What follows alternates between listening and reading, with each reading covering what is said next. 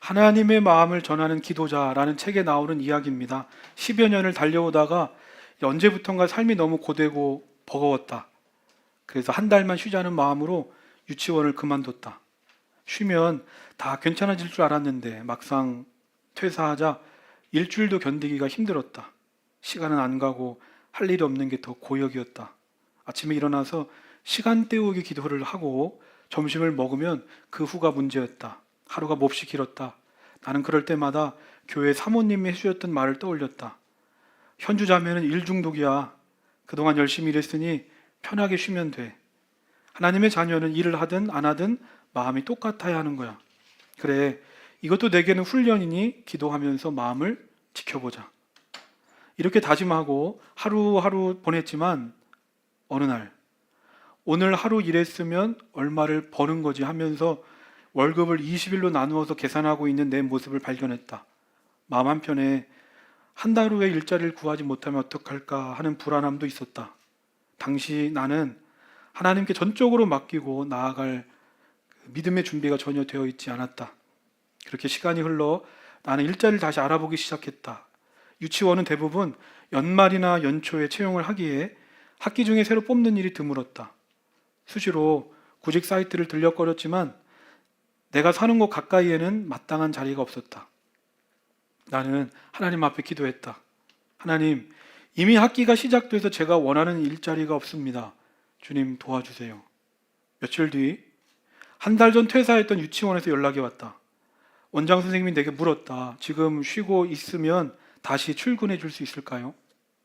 날짜를 세어보니 그날이 딱 퇴사한 지 한 달 되는 날이었다. 알고 보니 내가 초조한 마음에 한 달이 채 지나기 전부터 일자리를 찾고 있었던 거였다. 조금만 기다리면 하나님께서 정확한 때에 예비된 일자리를 주실 거였는데 내가 믿음으로 산다고 하면서 하나님의 일하심을 기대하기는커녕 눈앞에 현실만 보며 불안했던 모습이 부끄러웠다. 또 지난 한 달간 하나님 앞에서 안식하고 여행도 하며 충분히 누릴 수 있었던 시간을 불안함 속에서 허송한 것 같아 후회가 밀려왔다. 그러면서도 나를 세심히 돌보고 책임지시는 하나님께 깊이 감사드렸다.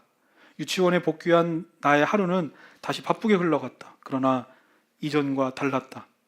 나를 가장 잘 아시는 아버지께서 나를 실수 없이 책임지신다는 믿음이 생겼기 때문에 감사를 잃지 않고 안정을 찾아갔다.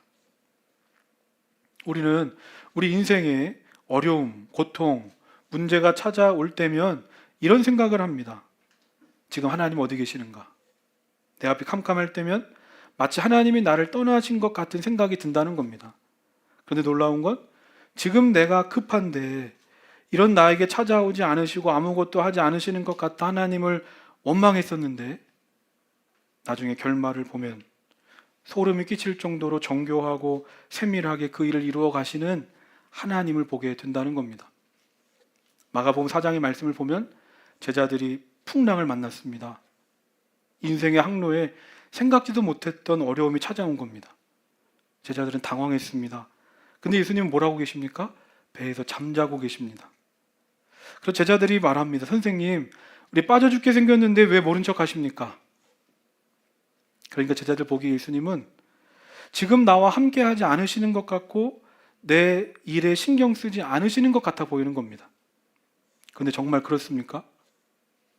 물에 빠진다면 함께 배를 타고 계시는 예수님도 빠지는 건데 왜 제자들은 예수님께서 다 아실 것이라는 생각을 하지 못했을까? 이 이야기의 핵심은 뭡니까? 풍랑 속에서도 예수님 함께 하신다. 그렇다면 예수님은 풍랑이 일어나 죽겠는데 왜 주무시고 계실까? 제자들에게는 이 풍랑이 위기요 절망이었을지 모르지만 예수님께서는 그저 지나가는 바람이고 하나님의 큰 그림을 이루어가는 하나의 과정이었기 때문입니다. 오늘 본문 요한복음 11장 말씀은 우리가 다 읽진 않았지만 예수님께서 사랑하시는 사람 나사로가 죽을 병에 걸렸다는 소식으로 시작이 됩니다. 그런데 요한복음 11장 말씀을 쭉 읽어보면 집에 가서 한번 읽어보시기 바랍니다. 예수님께서 나사로가 병에 걸렸다는 소식을 들으셨음에도 불구하고 만사 제쳐놓고 그에게 달려가서 그를 고쳐주시는 게 아니라 마치 의도적으로 일부러 시간을 지체하셔서 늦게 나사로에게 가시는 모습을 보게 됩니다. 지금 예수님이 계시는 예루살렘에서 나사로가 있는 베다니까지는 3km 정도 되는 거리로 멀지 않습니다. 아무리 늦게 가도 몇 시간이면 갈 수 있는 거리인데, 근데 예수님은 얼마 만에 가시는가? 성경을 보면 4일 후에, 나사로가 죽은 후에 베다니로 가십니다. 성도님들은 이런 예수님의 행동이 이해가 되십니까? 왜 예수님께서는 당신이 사랑하시는 사람이 지금 고통 중에 있는데 지체하셨을까? 요한복음 11장 4절, 주보있는데 함께 읽겠습니다. 마이크가 좀 울립니다. 읽겠습니다. 시작. 예수께서 들으시고 말씀하셨다. 이 병은 죽을 병이 아니라 오히려 하나님의 영광을 드러낼 병이다. 이것으로 말미암아 하나님의 아들이 영광을 받게 될 것이다. 우리는 고통을 당하고 어려움을 만나면 예수님이 나와 함께하지 않으신다고 생각합니다. 예수님은 지금의 내 상황, 고민, 아픔을 모르신다고 생각한다는 겁니다. 그런데 예수님이 뭐라고 말씀하십니까? 그렇지 않다. 왜냐하면 이 병은 아무 의미 없이 찾아온 저주나 고통이 아니라 하나님의 영광을 목적으로 하는 축복의 시간이기 때문입니다. 기억하시기 바랍니다. 예수님의 시간과 우리의 시간은 다르다. 나사로의 가족인 마르다와 마리아의 시간은 나사로가 죽기 전에 예수님이 오는 것이고, 예수님의 시간은 나사로가 죽고 나서 도착하는 겁니다. 마리아와 마르다의 계획이 예수님의 도움으로 나사로가 사는 것이라면, 예수님의 계획은 죽은 나사로를 살리고 부활의 참 의미를 전하시는 것이었습니다. 이처럼 영광은 뭔가 내가 원하는 대로 되는 게 아니라 하나님의 의도대로, 하나님의 뜻대로 되는 것이 영광인 줄 믿습니다. 그러므로 우리가 내 뜻과 내 계획, 내 시간대로 되어지기를 구할 때 우리는 마치 하나님이 계시지 않는 것 같은 그런 경험을 하게 되는 겁니다. 왜 그렇습니까? 하나님은 그 시간에 나와 함께 하지 않으시는 게 아니라 그 시간 속에 하나님의 뜻을 이루어가고 계시기 때문입니다. 따라서 우리에게 필요한 건 그것을 볼 수 있는 믿음인 겁니다. 예수님께서는 베다니에 도착하셨는데 이미 나사로는 병으로 죽었고 그가 죽어 무덤에 들어간 지 나흘이 지났습니다. 요한복음 11장 17절 말씀 보면 나사로가 무덤 속에 있는 지가 벌써 나흘이나 됐다라고 말하면서 나흘이란 시간을 강조합니다. 나흘이란 시간을 강조한다. 이유가 있습니다. 당시 유대인들은 사람이 죽으면 3일 동안은 그 영혼이 육체에서 떠나지 않는다고 믿었습니다. 그러니까 3일 동안은 죽었던 사람이 다시 살아날 수도 있다라고 생각했다는 겁니다. 그런데 3일이 지나고 나면 시신이 썩기 시작하면서 그 영혼도 떠나 이제 완전히 죽은 사람이 되는 겁니다. 그런데 예수님이 언제 오셨다는 겁니까? 나사로가 죽고 나서 나흘이 지나고 베다니에 오셨습니다. 이게 무슨 말입니까? 생명에 대한 혹시 모를 그 희망을 가지고 애도하는 기간이 다 끝나고 난 후에 예수님이 오셨다. 즉 사람의 힘으로는 더 이상 할 수 있는 것이 아무것도 없을 때, 희망이라는 건 찾아볼 수 없을 때, 죽음이 주는 고통과 절망과 낙심으로만 가득한 시간에 예수님이 오셨습니다. 오늘 말씀 21절, 22절 함께 읽겠습니다. 시작. 마르다가 예수께 말하였다. 주님, 주님이 여기에 계셨더라면 내 오라버니가 죽지 아니었을 것입니다. 그러나 이제라도 나는 주님께서 하나님께 구하시는 것은 무엇이나 하나님께서 다 이루어 주실 줄 압니다. 마르다의 말투가 어떻습니까? 겉으로는 예수님께 공손하게 이야기하는 것처럼 보이지만 그녀의 말투를 보면 예수님에 대한 원망, 불평, 섭섭함이 느껴지지 않습니까? 주님이 그때 여기 계셨더라면, 아니 조금만 일찍 오셨더라면 내 오빠가 이렇게 죽었겠습니까? 정말 내가 애타게 찾을 때, 필요할 때 오지 않으시고 다 죽고 나서 지금 오시면 무슨 소용이 있습니까? 분명히 나는 예수님을 사랑하고 믿지만 예수님이 원망스럽기도 하고 속이 상합니다. 22절 보면 마르다가 고백합니다. 그러나 이제라도 주님께서 오셨으니 주님께서 하신다면 무엇이든 하실 줄 믿습니다. 마르다가 대단하지 않습니까? 지금 사랑하는 가족이 죽었습니다. 얼마나 힘들고 고통스럽겠습니까? 하지만 그럼에도 믿음을 고백하는 걸 볼 때 마르다에게 믿음이 있긴 있었구나 볼 수 있습니다. 근데 문제는 입술로는 이렇게 믿음을 고백할지 몰라도 지금 그녀의 삶은 망연자실, 절망, 좌절, 낙심으로 가득 차 있는 겁니다. 우리는 여기서 생각해 봐야 됩니다. 당연히 이 죽음이란 고통을 연약한 인간이 어떻게 쉽게 극복할 수 있겠습니까? 하지만 믿음을 가지고 있다고 하면서, 주님을 믿는다고 하면서 그 믿음이 내 삶에 찾아오는 무력감, 절망, 낙심에 대해서 아무것도 하지 못한다면, 내 인생의 결정적인 순간에 믿음이 아무런 능력도 발휘하지 못한다면 그것이 어떻게 믿음이겠습니까? 그런 믿음이 정말 필요하겠습니까? 그래서 23절 보면 예수께서 마르다에게 말씀하셨다. 내 오라버니가 다시 살아날 것이다. 예수님께서 뭐라고 말씀하십니까? 죽은 네 오빠 살아날 것이다. 놀라운 말씀입니다. 지금 마르다에게 있어서 가장 듣고 싶은 말이 바로 이걸 겁니다. 그러면 이 말을 들은 마르다는 뭐라고 대답해야 됩니까? 예, 주님, 주님의 말씀대로 내 오빠가 살아날 줄 믿습니다. 주님 감사합니다. 라고 대답해야 할 겁니다. 그런데 마르다의 대답이 어떻습니까? 24절입니다. 마르다가 예수께 말하였다. 마지막 날 부활 때에 그가 다시 살아나리라는 것은 내가 압니다.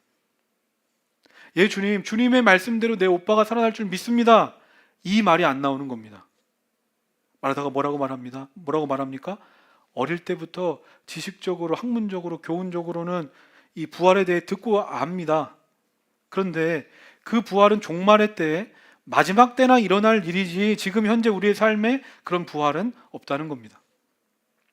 당시 대부분의 유대인들은 부활을 믿었습니다. 그러니까 마르다는 예수님께서 지금 자신에게 말씀하시는 네 오빠가 살아날 것이다 하는 이 말을 지금 당장 오빠가 살아날 것이다 라고 들은 게 아니라 뭐잖아, 천국 가면 네 오빠 볼 거니까 그때까지 힘내 라는 위로의 말씀 정도로 들었다는 겁니다. 아니, 그렇다면 마르다가 좀 전에는 주님께서 하시면 하시지 못할 일이 없습니다 라고 고백하면서도 왜 그 믿음이 실제 자신의 삶에서 역사하지 못하는 걸까? 이 마르다의 믿음은 지극히 인간적인 차원, 이성적이고 합리적인 수준에 머물러 있었기 때문입니다. 21절 다시 보면 마르다가 말합니다. 주님, 주님이 여기 계셨더라면 내 오라버니 죽지 아니하였을 겁니다. 주님이 그 시간에 여기 계셨더라면. 이게 무슨 말입니까? 마르다는 주님이시라면 모든 일을 하실 수 있다고 믿고 고백하면서도 실제로 그녀의 믿음은 예수님을 인간의 시간과 장소의 틀에 제한하고 가두었다는 겁니다. 그러니까 예수님을 안 믿는 게 아닙니다. 예수님의 능력, 역사, 치료 다 압니다. 믿습니다. 그런데 시간과 공간의 차원을 뛰어넘는 건 아무리 예수님이라도 안 된다는 겁니다. 그것은 인간의 이성과 이 차원을 넘어서는 일이기 때문에. 이 마르다의 모습이 오늘 우리들의 모습이지 않겠습니까? 예수님 어떤 분인지 우리 다 압니다. 그리고 하시지 못할 것이 없다는 것도 다 압니다. 예수님은 무엇이든지 하실 수 있는 분이다.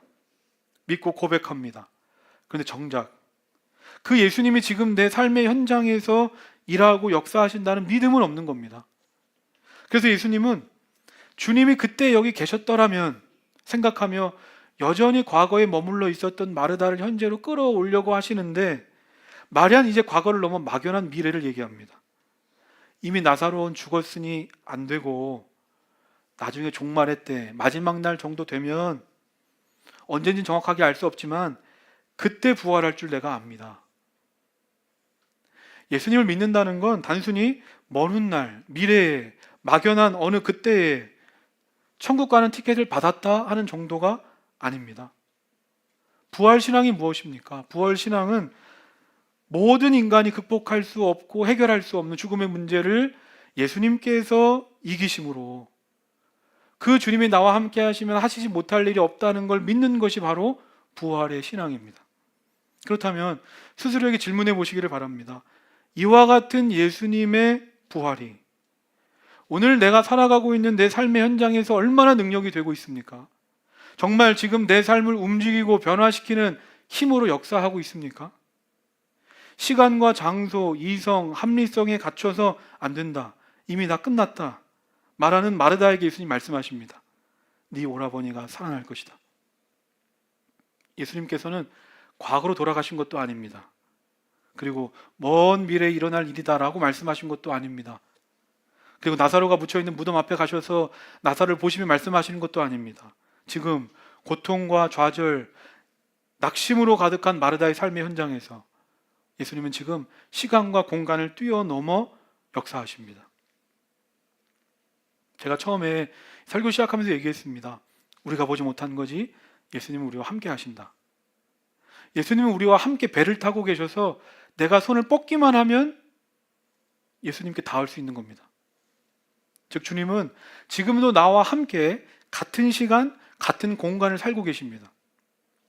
그런데 언제까지 주님이 그때 계셨더라면 하는 과거에, 아니면 언젠가는 되겠지, 막연한 미래에만 일하시는 분으로 주님을 믿으며 사시겠습니까? 이런 믿음을 가진 자들에게 예수님께서 말씀하십니다. 오늘 말씀 25절 26절 함께 읽겠습니다. 시작. 예수께서 마르다에게 말씀하셨다.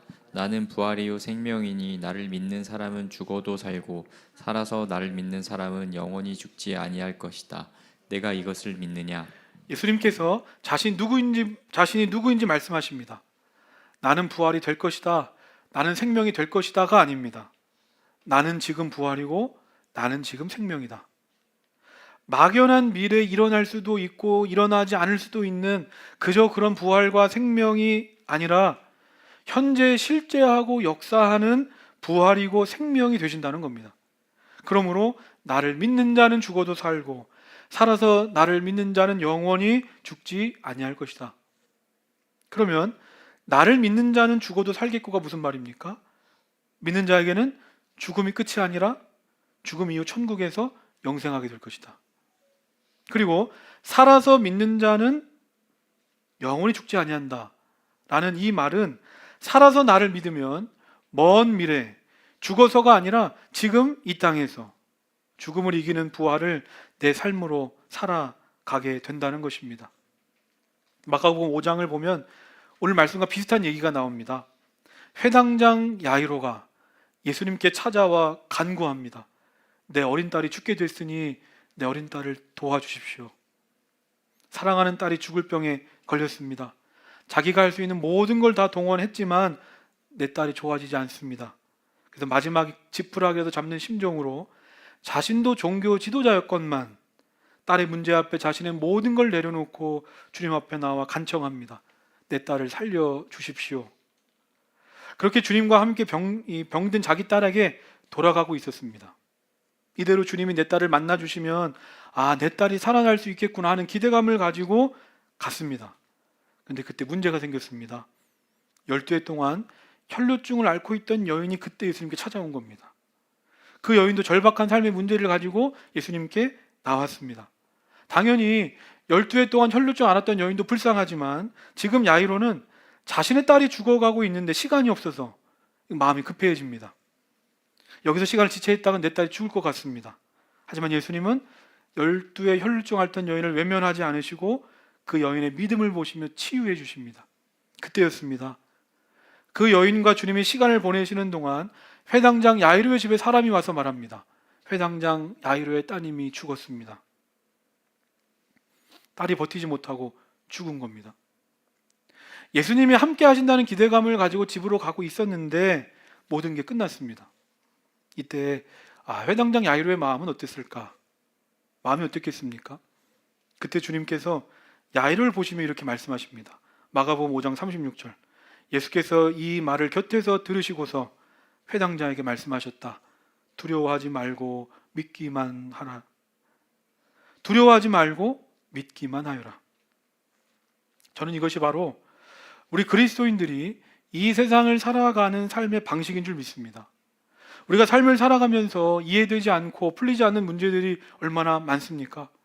이미 죽었습니다. 끝났습니다. 예수님 오셔도 안 됩니다. 말하는 우리들에게 주님께서 말씀하시는 겁니다. 나는 부활이고 생명이다. 너한테는 죽음이 끝이지. 그런데 죽음은 나를 막을 수 없다. 너한테는 죽음이 끝일지 몰라도 나한테는 생명이고 나한테는 새로운 시작이다. 예수님은 부활이고 생명이십니다. 그분에게 불가능은 없습니다.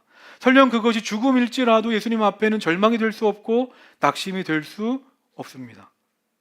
우리가 생각하는 이 세상 어떤 것도 주님을 막을 수는 없는 겁니다.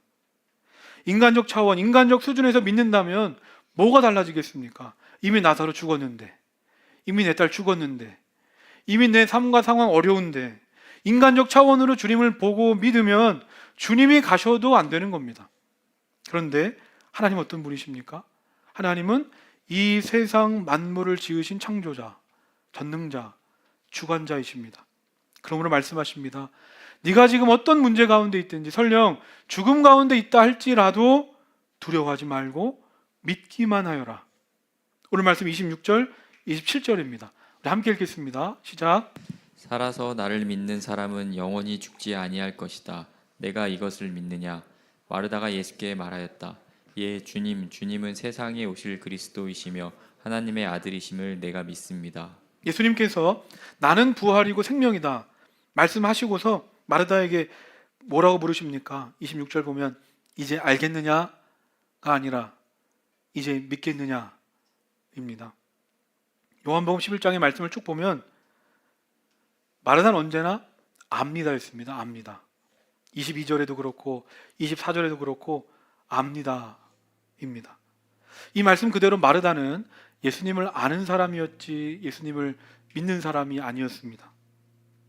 분명 이 성경에 대한 지식, 정보가 내 믿음의 기초가 됩니다. 하지만 거기에 능력은 없고 기적은 없습니다. 말씀을 아는 것과 그 말씀대로 될 줄 믿습니다는 전혀 다른 겁니다. 그런데 마르다가 바뀌었습니다. 예, 주님은 세상에 오실 그리스도시며 하나님의 아들이심을 내가 믿습니다. 오늘 주님께서는 동일하게 우리에게 물으십니다. 네가 이것을 믿느냐? 내 믿음대로 될지어다. 말씀을 정리하면서 맥스 루케이도 목사님이 쓰신 부활의 주와 함께 살라는 책을 보면 브라질 밀림 오지 속에 인디언들과 함께 사는 선교사님의 이야기가 나옵니다. 그 부족은 큰 강 근처에 살았습니다. 그들은 선량한 사람들이었지만 전염병 때문에 하루가 다르게 사람들이 죽어나갔습니다. 밀림의 다른 쪽에 병원이 있어서 선교사님은 그들을 병원에 데려가 치료와 예방 접종을 받는 것이 유일한 희망이라고 생각했습니다. 근데 병원에 가려면 그 강을 건너야 했는데 그 인디언 부족은 강을 건너는 걸 두려워했습니다. 왜냐하면 그 강에는 악령이 산다고 믿었기 때문입니다. 즉 그들에게 강을 건넌다는 건 죽음을 의미했습니다. 그래서 선교사님은 그들의 미신을 없애주는 과정에 착수했습니다. 자신이 어떻게 아무런 해도 입지 않고 강을 건너서 마을에 도착했는지 설명했지만 아무런 소용이 없었습니다. 사람들을 데리고 강둑으로 가서 강물에 손을 담가 보기도 했습니다. 그래도 사람들은 믿지 않았습니다. 선교사님은 강에 들어가 물을 얼굴에 끼얹기도 했습니다. 사람들은 그런 선교사님의 모습을 유심히 봤지만 여전히 망설였습니다. 마지막으로 선교사님은 강물에 자신의 몸을 완전히 담그고 헤엄쳐서 반대편으로 나왔습니다. 인디언들이 지금까지 대단한 것이라고 생각했던 그 강이 정말 강에 불과했다는 걸 입증한 선교사님은 승리의 주먹을 들어 올렸고 결국 인디언들은 환호하며 그 강을 뒤따라 건너갔다는 이야기입니다. 이 이야기를 보면서 이 이야기 속의 인디언들이 바로 우리 인간의 모습이 아닌가 생각합니다. 예수님께서는 이미 여러 번 여러 가지 사건을 통해서 보여주셨건만 여전히 우리는 예수님을 믿지 못하고 두려움 속에 살아갑니다. 아무리 수많은 기적을 행해도 죽은 지 나흘이 돼서 썩은 냄새가 진동하는 그 나사로를 살려내도 여전히 오늘 마르다처럼 우리는 부활을 믿지 못하고 단순히 부활을 아는 것 정도에 머물러 있지 않습니까? 결국 그래서 마지막으로 예수님께서 이런 우리를 위하여 선택하신 게 뭡니까? 예수님이 직접 죽음의 강물에 뛰어 드시는 겁니다. 예수님이 직접 십자가에 달려 죽으시고 부활하심으로 예수님께서 부활이고 생명이다 라는 걸 보여주시고 믿어라 우리에게 말씀하시는 겁니다. 오늘은 예수님께서 우리를 위해 죽으시고 다시 사신 부활 주일입니다. 저는 바라기를 저와 우리 모두가 이 부활을 머리로 아는 것을 넘어서 믿음으로 부활을 살아내시기를 소망합니다. 그러기 위해서는 세상이란 강물 앞에 내 믿음이 흔들릴 때마다 그 강물을 십자가로 뛰어넘으신 부활의 주님을 바라보면 됩니다. 이 세상에서 죽음보다 고통스럽고 절망스럽고 나를 두렵게 하는 건 없습니다. 그러므로 그 죽음을 이기면 우리는 이 세상 무엇도 두려울 게 없습니다. 주님을 바라보십시오. 죽음을 이기시고 부활하신 주님을 바라보십시오. 그때 우리도 부활을 우리의 삶으로 살아내게 될 줄로 믿습니다. 오늘 말씀을 기억하면서 우리 함께 찬양하겠습니다.